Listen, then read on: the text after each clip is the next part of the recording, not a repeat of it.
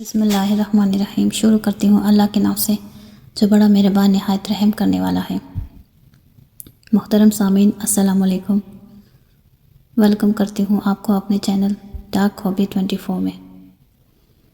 اگر آپ کو ہماری ویڈیو پسند آتی ہے تو ہمارے چینل کو سبسکرائب کر کے بیل بٹن کو آن رکھیں تاکہ ہماری ہر آنے والی ویڈیو کا نوٹیفیکیشن سب سے پہلے آپ کو ملے۔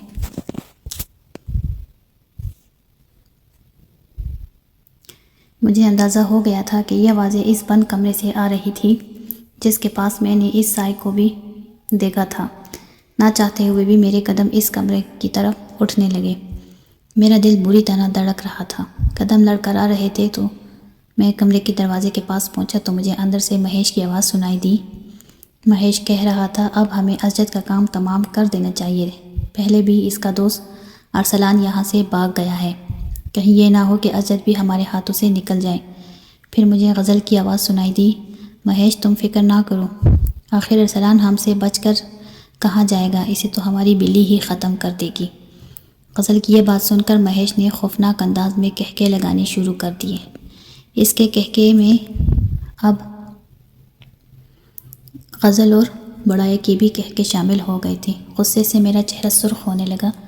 میں نے ایک زوردار دھکا دروازے کو دیا تو دروازہ ایک جھٹکے سے کھلتا چلا گیا، لیکن اندر کا منظر دیکھ کر میری آنکھیں حیرت سے کھلی کی کھلی رہ گئیں۔ دل نے زور زور سے دھڑکنا شروع کر دیا کیونکہ اندر کا منظر ہی کچھ ایسا تھا۔ غزل، مہیش اور بڑائے کی شکلیں بہت ہی زیادہ خوفناک حد تک بگڑی ہوئی تھی۔ ان کے منہ سے دو دانت باہر کو نکلے ہوئے تھے، منہ سے خون ہی خون لگا ہوا تھا اور ہاتھوں کے ناخن کافی حد تک بڑے ہوئے تھے۔ ان کے آگے ایک لاش پڑی ہوئی تھی جس کو وہ نوچ نوچ کر کھانے میں مصروف تھے۔ جب ہی اپنے سامنے ایک دم دیکھ کر وہ گھبرائے، لیکن پھر ان کے خوفناک کہکے پورے کمرے میں گونجنے لگے۔ کہکے لگاتے ہوئے ان کے چہرے اور بھی خوفناک ہو گئے۔ آؤ آؤ اسجد، مہیش نے خوفناک انداز میں مسکراتے ہوئے کہا، تم انسان نہیں درندے ہو۔ درندے؟ میں غصے سے چیخا۔ ہاں اسجد، تم نے ٹھیک کہا، ہم انسان نہیں ہیں، لیکن ہمارا تعلق کسی مخلوق سے ہے، یہ کوئی نہیں جان سکا۔ اگر کوئی جان لے کہ ہمارا تعلق کس مخلوق سے ہے تو ہم اس کے آگے بے بس ہو جائیں گے۔ ہم لوگ صدیوں سے یہاں رہ رہے ہیں لیکن کوئی بھی ہمیں جان نہیں سکا۔ جو بھی یہاں آتا ہے وہ واپس نہیں جاتا بلکہ ہماری خوراک بن جاتا ہے۔ تمہارا دوست ارسلان بھی ہماری ہی قید میں تھا لیکن وہ یہاں سے بھاگ گیا۔ کوئی بات نہیں، لیکن پھر بھی وہ زندہ گھر نہیں جا سکے گا، اس کو تو ہماری بلی اپنی خوراک بنائے گی۔ اب تک کتنے ہی لوگ یہاں آئے اور ہماری خوراک بن گئے۔ جب کوئی انسان یہاں نہ آئے تو مہیش روزانہ قبرستان جاتا ہے اور قبرستان سے ایک تازی لاش نکال کر لے آتا ہے اور پھر ہم اسے کئی روز تک کھاتے رہتے ہیں۔ لیکن زندہ انسانوں کا کچھ اور ہی مزہ ہوتا ہے۔ گوشت، اب ہم اس لاش کو بھی بلکہ تمہیں اپنی خوراک بنائیں گے، غزل نے کہکا لگا کر کہا، اور ہم تم کو جو روزانہ بھونا ہوا گوشت دیتے ہیں وہ انسانوں کا ہی گوشت ہوتا تھا۔ تم نے جتنا بھی گوشت کھایا ہے انسانوں کا ہی کھایا ہے، وہ بھی مردہ انسانوں کا۔ بڑائے نے مسکراتے ہوئے کہا، تمہارا دوست تو یہاں سے بھاگ گیا لیکن تم یہاں سے نہیں بھاگ سکتے، مہیش نے اٹھتے ہوئے کہا۔ مجھے ایسا لگا کہ جیسے میرا دل اچھل کر حلق میں آ گیا ہو۔ مہیش دھیرے دھیرے میری طرف بڑھ رہا تھا، مجھے اپنی موت یقینی لگ رہی تھی۔ میں وہاں سے بھاگنا چاہ رہا تھا لیکن بھاگ نہیں پا رہا تھا۔ مہیش میرے پاس آ کر رک گیا۔ میں نے اس کی آنکھوں میں دیکھا تو میں ڈر کر 2 قدم پیچھے ہٹ گیا۔ اس کی آنکھیں بھی اس کے سائے کی طرح خوفناک تھیں۔ مجھے پیچھے ہٹنا ہوا دیکھ کر اس کے چہرے پر شیطانی مسکراہٹ پھیل گئی۔ پھر اچانک ہی اس کی شکل بدلنے لگی۔ اب میرے سامنے مہیش کی جگہ وہ سایہ کھڑا تھا جس کو میں نے اپنا خون پیتے ہوئے دیکھا تھا۔ وہ سایہ یعنی مہیش میری طرف بڑھ اور اپنے لمبے دانت میری گردن میں گاڑ رہا تھا اور میری فلک شگاف چیخیں پورے کمرے میں گونج رہی تھی۔ میرے دوست نے پیچھے سے آواز دی، رک جاؤ مہیش۔ ایک جانی اور پہچانی آواز کمرے میں گونجی۔ مہیش نے گھبرا کر میری گردن سے اپنا سر اٹھایا۔ میں نے اب سامنے دیکھا تو میری جان میں جان آئی کیونکہ سامنے ہی میرا دوست ارسلان کھڑا تھا۔ اس کے ہاتھوں میں ایک لڑکڑی تھی جس کے سر پر آگ جل رہی تھی۔ ارسلان، میں نے کہا اور بھاگ کر اس کے پیچھے جا کھڑا ہوا۔ ارسلان مجھے بچا لو ان سے، یہ مجھے مار ڈالیں گے، میں نے ڈرتے ہوئے کہا۔ اسجد بے فکر رہو، اب ان کا آخری وقت آ گیا ہے، ان کی موت آج یقینی ہے، میں ان کی موت کا راز جان گیا ہوں، انہیں صرف آگ سے ہی ختم کیا جا سکتا ہے۔ ارسلان نے مہیش کی طرف بڑھتے ہوئے کہا۔ مہیش خوفزدہ نظروں سے ارسلان کو دیکھ رہا تھا، اس کے چہرے پر موت کا خوف چھا گیا۔ وہ ڈری ڈری سی نظروں سے ارسلان کے ہاتھوں میں موجود آگ کو دیکھ رہا تھا، اس کے چہرے پہ شیطانیت چھائی ہوئی تھی اور وہ گھبراہٹ کے اثرات بھی اس کے چہرے پر نظر آ رہے تھے۔ ارسلان نے لکڑی کا ایک زبردست وار اس پر کیا تو اس کے جسم میں آگ لگ گئی اور اس کی خوفناک کربناک چیخیں گونج اٹھی۔ بڑایا نے ایک چیخ ماری اور ارسلان پر حملہ آور ہوئی۔ ارسلان اس کے حملے کے لیے بالکل بھی تیار نہ تھا، لہٰذا وہ دور جا گرا۔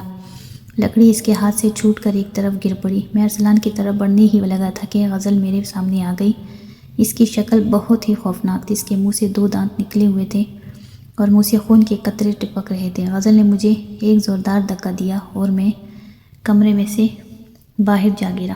غزل اپنے چہرے پر شیطانی مسکراہٹ پھیلائے میری طرف بڑھی، مجھے اپنی موت کی طرف بڑھتی ہوئی محسوس ہوئی۔ میں اپنے آپ کو اس سے بچانے کے لیے ایک طرف بھاگا، غزل بھی اپنی تمام تر خوفناکی کے ساتھ میرے پیچھے بھاگ رہی تھی۔ میں بھاگتے بھاگتے حویلی سے باہر نکل آیا۔ میں نے رک کر ادھر ادھر نظر دوڑائی تو ہر طرف جنگل ہی جنگل تھا، اور پھر جس طرف میرا منہ تھا میں بھاگ کھڑا ہوا۔ غزل ابھی تک میرا پیچھا کر رہی تھی۔ آخرکار میں غزل کی نظروں سے بچتا ہوا ایک درخت کے پیچھے جا چھپا اور وہ گہرے اور گھنے جنگلوں میں کہیں جا کے بٹک گئی تھی۔ غزل کے ساتھ میں نے درخت کے پاس کھڑے ہو کر سانس لیا، لیکن کچھ ہی دیر میں مجھے غرانے کی آواز سنائی دی۔ جب میں نے پیچھے مڑ کر دیکھا تو غزل میرے پیچھے کھڑی تھی۔ میں نے آہستہ سے درخت کے پیچھے سے دیکھا تو غزل دوسری طرف جا رہی تھی، پھر تھوڑی ہی دیر میں جنگل میں ہی گم ہو گئی اور میں نے سوکھتا سانس لیا۔ ابھی میں درخت کے ساتھ ہی کھڑا تھا، اپنی سانسیں بحال کر رہا تھا کہ مجھے اپنے پیچھے غراہٹ کی آوازیں سنائی دی۔ میں نے پیچھے دیکھا تو میرے سامنے غزل کھڑی تھی، اس کی آنکھوں میں وحشت اور چہرے پر ایک شیطانی مسکراہٹ رقص کر رہی تھی۔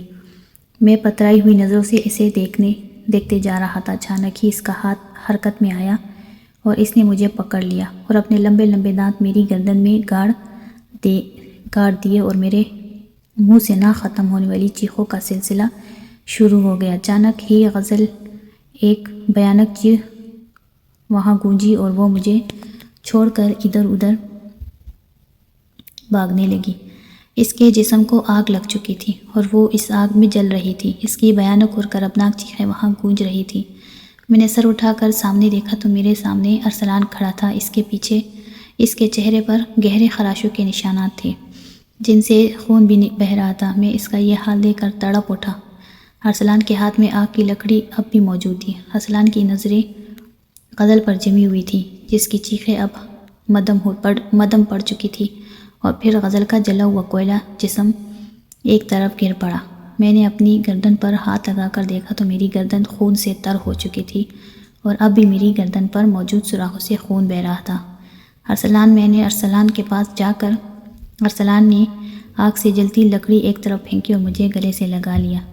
اسجد، میں نے ان درندوں کو خاتمہ کر دیا ہے، اب دوبارہ کبھی بھی زندہ نہیں ہوں گے، ارسلان نے ہنس کر کہا۔ ارے اسجد، تمہاری گردن سے تو خون بہہ رہا ہے، ارسلان نے پریشانی سے کہا۔ میں نے اپنی گردن پر دوبارہ ہاتھ لگایا تو میرا ہاتھ خون سے سرخ ہو گیا۔ ارسلان نے اپنی جیب سے رومال نکال کر میری گردن پر باندھ دیا تھا۔ مجھے کچھ سکون ملا۔ ارسلان، تم کیسے ہو؟ اس حویلی تک پہنچے؟ میں نے چلتے چلتے پوچھا۔ اسجد، میں اس خوفناک بلی کو دیکھ کر خوفزدہ ہو گیا تھا، پھر میں ایک طرف کو بھاگ نکلا۔ بھاگتے ہوئے میں اس حویلی تک پہنچ گیا۔ میں نے حویلی کے دروازے پر دستک دی۔ تھوڑی دیر بعد مہیش نے دروازہ کھولا اور مجھے اندر لے گیا۔ حویلی کے اندر غزل اور بڑایا بھی مجھے دیکھتے ہی ان کے چہرے پر شیطانی مسکراہٹ پھیل گئی تھی، لیکن میں اس وقت ان کی مسکراہٹ کا مطلب نہیں سمجھا۔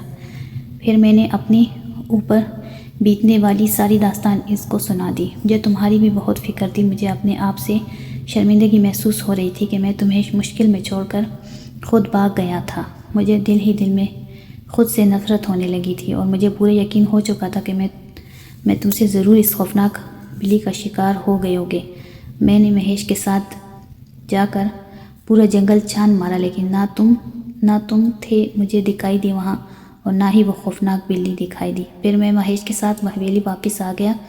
ارسلان نے مجھے تفصیل بتائی۔ ارسلان، پھر تمہیں کیسے پتہ چلا کہ یہ انسان نہیں ہے؟ تم کیسے حویلی سے بھاگے اور تمہیں کس نے بتایا کہ انہیں صرف آگ سے ہی ختم کیا جا سکتا ہے؟ میں نے ایک ساتھ کئی سوال کیے۔ ازید، اس رات مجھے نیند نہیں آ رہی تھی کیونکہ مجھے تمہاری فکر تھی۔ میں کھڑکی کھول کر آسمان کی طرف دیکھ رہا تھا کہ حویلی کے دروازے پر دستک ہوئی۔ بڑھیا نے جا کر دروازہ کھولا اور تھوڑی دیر بعد بڑھیا اور غزل کسی کو اٹھائے ہوئے حویلی میں لے آئے۔ تھوڑی دیر بعد مہیش حویلی میں داخل ہوا۔ اس کے کندھے پر کوئی تھا اور وہ اسے اٹھائے حویلی کے اندر داخل ہو گیا۔ میں بھی کمرے میں سے باہر نکلا اور باہر آ گیا۔ باہر ہر طرف خاموشی چھائی ہوئی تھی۔ میں ایک کمرے کے پاس پہنچا تو مجھے بڑھیا، مہیش اور غزل کے ہنسنے کی آوازیں آئیں۔ جب میں نے کمرے کا دروازہ کھولا تو میں نے دیکھا کہ غزل، مہیش اور بڑھیا کسی کی لاش کو کھانے میں مصروف تھی اور ان کی شکلیں بھی کافی خوفناک تھیں۔ میں وہیں گر کر بے ہوش ہو گیا۔ جب مجھے ہوش آیا تو میں اسی کمرے میں تھا جس میں وہ درندے لاش کو کھا رہے تھے، لیکن اب میں اس کمرے میں اس بڑھیا کے علاوہ کوئی بھی نہیں تھا۔ اچانک ہی مجھے باہر سے تمہاری آواز سنائی دی۔ میں نے کھڑکی سے جھانک کر دیکھا تو تم غزل اور مہیش کے ساتھ باتیں کرتے ہوئے ایک کمرے میں داخل ہو گئے۔ میں نے اس کمرے سے باہر نکلنے کی کوشش کی تو وہ بڑھیا ایک سایہ بن کر آئی اور مجھے پھر بے ہوش کر دیا۔ پھر مجھے کچھ ہوش نہیں رہا۔ جب مجھے ہوش آیا تو ہر طرف اندھیرا ہی اندھیرا تھا۔ مجھے کچھ بھی دکھائی نہیں دے رہا تھا۔ اچانک ہی مجھے اپنے بازو پر چبھن سی محسوس ہوئی۔ میں نے اپنا دوسرا ہاتھ اپنی جیب میں ڈالا اور لائٹر نکال کر اسے جلایا تو مجھے مہیش دکھائی دیا۔ وہ میرے بازو سے خون پی رہا تھا۔ آگ کو دیکھ کر وہ ایک دم گھبرا گیا اور پیچھے ہٹ گیا۔ میں جلدی سے اٹھا اور اس کی طرف بڑھا، لیکن وہ کمرے سے نکل کر بھاگ گیا اور مجھے یقین ہو گیا کہ اس مخلوق کو صرف آگ سے ہی ختم کیا جا سکتا ہے۔ پھر میں بھاگا اور جنگل میں آ گیا۔ میں نے درختوں کی سوکھی لکڑیاں اکٹھی کیں اور انہیں آگ لگا دی۔ اچانک ہی مجھے اپنے پیچھے غراہٹ سنائی دی۔ میں نے پیچھے دیکھا تو وہیں خوفناک بلی کھڑی تھی۔ میں نے آگ سے جلتی لکڑیاں اس پر پھینکی تو اسے آگ لگ گئی اور اس کا جسم دھواں بن کر غائب ہو گیا۔ صبح ہوئی تو میں نے ایک لکڑی اٹھائی اور تم کو بچانے کے لیے حویلی میں واپس آ گیا۔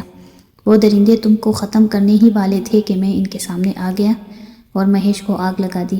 اچانک ہی بڑھیا نے مجھ پر چھلانگ لگا دی اور میں دور جا گرا۔ اس بڑھیا نے اپنے لمبے ناخنوں سے میرا چہرہ نوچنا شروع کر دیا۔ پھر میں نے ہمت کر کے اسے دور پھینکا اور اسے بھی آگ لگا دی۔ میں نے دیکھا کہ تم حویلی سے باہر بھاگ رہے ہو اور وہ غزل بھی تمہارے پیچھے ہی تھی۔ پھر میں بھی بھاگتا ہوا جنگل آ گیا اور تم کو غزل سے بچا لیا۔ ارسلان یہ سب بتا کر خاموش ہو گیا۔ میں اسے پیار بھری نظروں سے دیکھنے لگا اور سوچ رہا تھا کہ اگر آج ارسلان نہ ہوتا تو میں زندہ نہ ہوتا۔ میں دل ہی دل میں ارسلان کی لمبی زندگی کی دعائیں کرنے لگا۔ اچھا یار ازید، تم بتاؤ کہ تم کیسے ان درندوں تک پہنچے؟ ارسلان نے مجھ سے پوچھا تو میں نے اپنے اوپر بیتنے والی تمام کہانی اس کو سنا دی۔ ہم چلتے چلتے اس جگہ پہنچ گئے جس جگہ اس خوفناک بلی نے مجھ پر حملہ کیا تھا۔ ارے ازید، وہ دیکھو تمہارا ریوالور۔ ارسلان نے ایک طرف اشارہ کیا۔ میں نے آگے بڑھ کر اپنا ریوالور اٹھایا۔ اچانک ہی مجھے اپنے پیچھے غراہٹ سنائی دی۔ میں نے ایک چیخ ماری اور وہاں سے بھاگ پڑا۔ میں ایسے بھاگ رہا تھا جیسے موت میرا پیچھا کر رہی ہو۔